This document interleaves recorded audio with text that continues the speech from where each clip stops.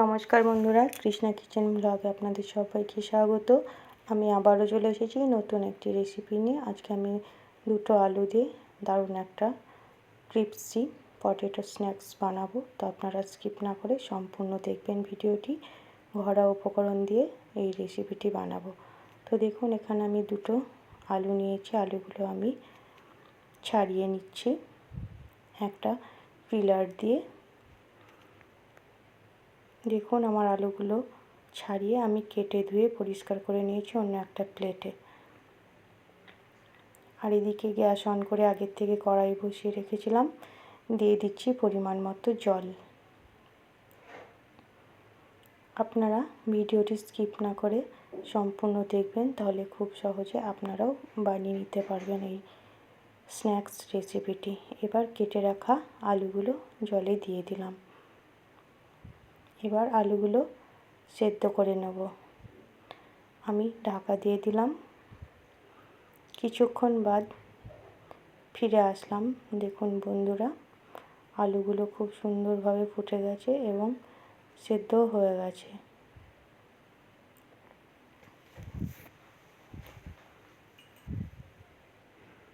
এবার আমি একটা ছাকনাতে আলুগুলো তুলে জল ঝরিয়ে নেব ভালো করে।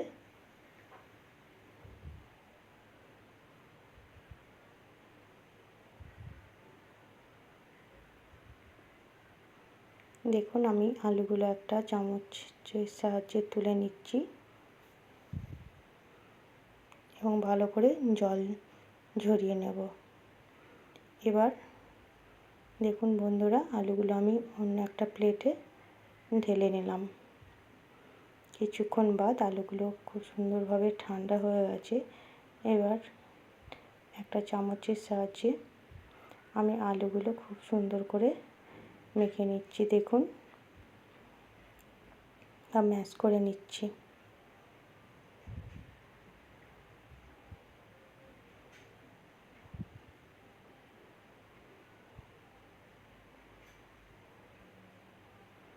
চাইলে হাতের সাহায্যে আলুগুলো মেখে নিতে পারেন। এখানে একটু অল্প গরম আছে, তাই আমি চামচের সাহায্যে আলুটা খুব সুন্দর করে দেখুন মেখে নিলাম। এবার এই আলুর মধ্যে আমি একে একে মশলাগুলো দিয়ে দেব।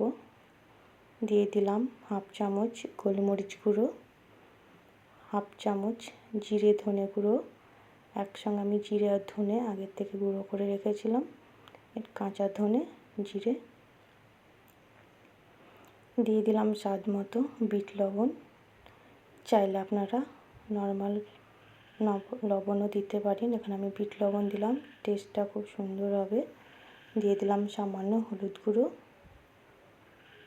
হাফ চামচ কাশ্মীরি লঙ্কার গুঁড়ো ঝালের জন্য। আপনারা চাইলে যে যেমন ঝাল খাবেন সেই মতো ঝাল লঙ্কাও দিতে পারেন। এবার আমি দিয়ে দেব কর্নফ্লাওয়ার। এখানে 1 চামচ আর 2 চামচ দেব আতপ চালের গুঁড়ো। বন্ধুরা, এখানে এই আতপ চালের গুঁড়ো আলুতে যতটা লাগবে আপনারা ততটা দিতে পারেন। আমি 2 চামচ দিলাম আর 1 চামচ কর্নফ্লাওয়ার। এবার খুব সুন্দর করে আমি মাখিয়ে নেব।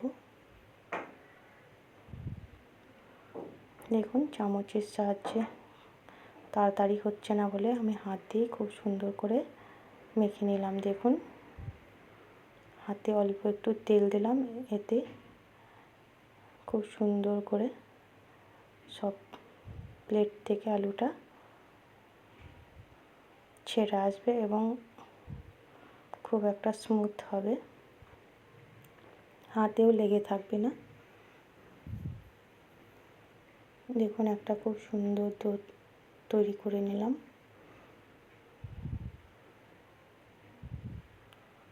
এবার আমি লেচি কেটে নেব। দেখুন, আমি লিচি কেটে ছোট ছোট বলের আকারে আমি করে নিচ্ছি। আপনারা নিজের পছন্দ মতো ছোট বড় করে নিতে পারেন, যে যেমন পছন্দ করেন।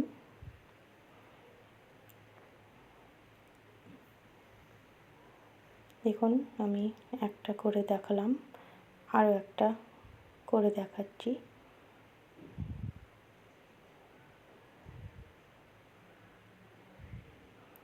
এইভাবে আমি সম্পূর্ণ ডোটার গোল গোল বলের মতো তৈরি করে নেব। দেখুন কিছুক্ষণ বাদ ফিরে আসলাম, আমার সবগুলো বল তৈরি হয়ে গেছে। আর এদিকে গ্যাস অন করে আগের থেকে আমি কড়াই বসিয়ে রেখেছিলাম। কড়াইয়ে দিয়ে দিচ্ছি পরিমাণ মতো সাদা তেল।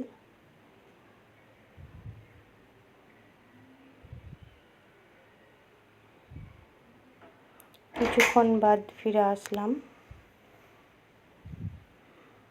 তেল গরম হয়ে গেছে।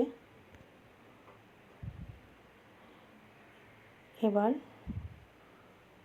আলুর বলগুলো আমি একটা একটা করে তেলে ছেড়ে দিচ্ছি। দেখুন আমি একটা একটা করে তেলে ছেড়ে দিচ্ছি।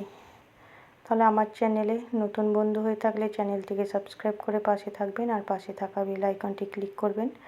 নতুন কোনো ভিডিও আপলোড করার সঙ্গে সঙ্গে নোটিফিকেশান পৌঁছে যাবে সবার আগে আপনাদের কাছে। আর রেসিপিটি অবশ্যই একবার বানিয়ে দেখবেন, খুবই ভালো লাগবে খেতে। আপনারা এই রেসিপিটি এই স্ন্যাক্স হিসেবেও খেতে পারেন, সস দিয়েও খেতে পারেন, আবার চায়ের সঙ্গেও খেতে পারেন, দেখবেন খুবই ভালো লাগবে।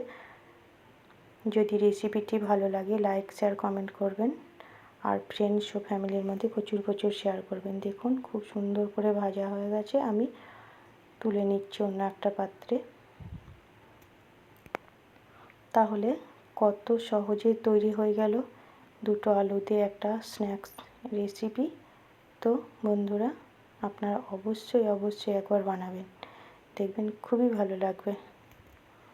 আমি এটা নিরামিষভাবেই বানালাম। এবার অন্য পাত্রে আমি সার্ভ করে দিচ্ছি। দেখুন